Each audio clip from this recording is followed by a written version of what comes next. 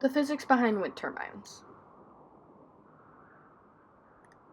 The purpose of a wind turbine is to convert the kinetic energy of wind into electrical energy.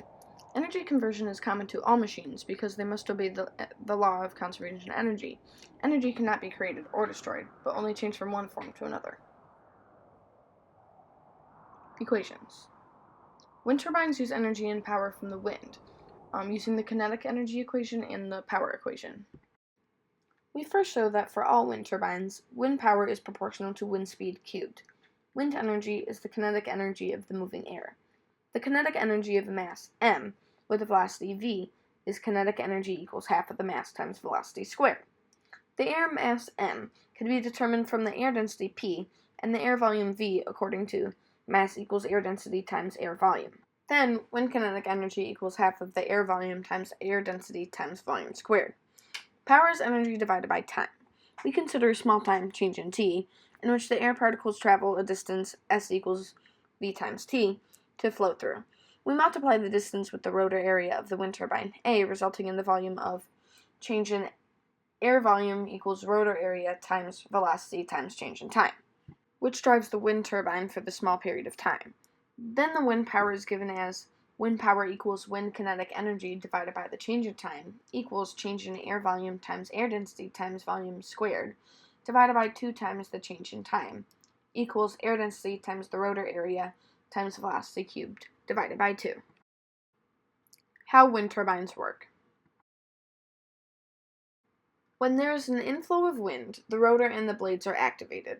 The rotor and the blades spin the main shaft in the gearbox, which spins the generator, which results in electrical output. The wind turbine blades remove energy from the wind, so the higher the velocity of the wind going towards the wind turbine, the more kinetic energy is created. In a theoretically perfect wind turbine, a maximum of 59.3% of the wind's kinetic energy can be converted to a blade rotational kinetic energy. The same amount of air that enters the wind turbine also must exit the turbine, even if it's moving slower because some of its energy has been removed. To figure out the volume of air entering the turbine, you use wind speed times swept area times time. To figure out the volume of the air that exits the turbine, you use 1/3 of the wind speed times 3 times the area times time. Different types of wind turbines. As you can see, there's a couple different types of wind turbines, but the most common one you see is the wind turbine with 3 blades, like this one. A wind turbine is a machine for converting the kinetic energy in wind into mechanical energy.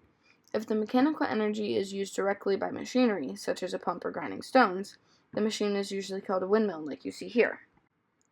If the mechanical energy is then converted to electricity, the machine is called a wind generator, like you see here. Wind turbines are classified in 2 general types, horizontal axis and a vertical axis. A horizontal axis machine has its blade rotating on an axis parallel to the ground. A vertical axis machine has its blades rotating on an axis perpendicular to the ground. There are a number of available designs for both, and each type has certain advantages and disadvantages. However, compared to the horizontal axis type, very few vertical axis machines are available commercially.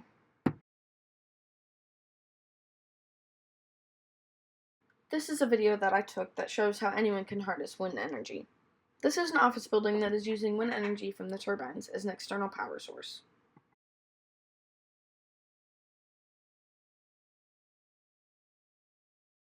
In conclusion, wind turbines are a very versatile means of producing energy, which are not dependent on the sun, and are very sensitive to the slightest breeze, so even on a calm day, you can still harness energy.